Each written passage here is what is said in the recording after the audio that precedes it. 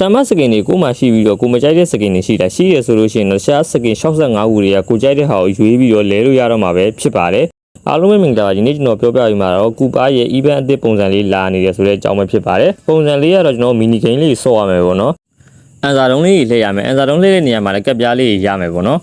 ပြီးလို့ရှိရင် mini game လေးနောက်ထပ်3ခုထပ်ဆော့ရမယ်ပေါ့နော်အဲ့မှာကျွန်တော်ဆော့ပြထားရတယ်ဒါဆိုလို့ကြည့်လိုက်တော့အကောင်လေးလိုက်ပြစ်မယ်ဒီရင်ကပ်ပြားလေးရမယ်ပေါ့နော်ပြီးလို့ရှိရင်ဒီမဲ့အကောင်လေးကိုဒုံးကြီးလေးနဲ့ထိအောင်လိုက်ထုပေးရမယ်ပေါ့နော်ပြီးလို့ရှိရင်ထပ်ပြီးတော့ကပ်ပြားရမယ်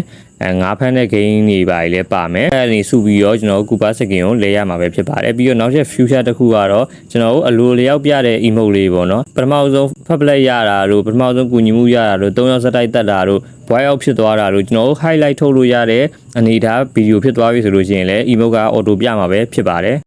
Mobile လေးရဲ့ Rising Open Season 3မှာကျွန်တော်လည်းအတူတူကျုံးကျင်တဲ့ brother ရှိတာရှိရဆိုလို့ရှိလို့တလုံးပဲ comment မှာရေးခဲ့လိုက်ပါအားလုံးပဲပိုင်းပါ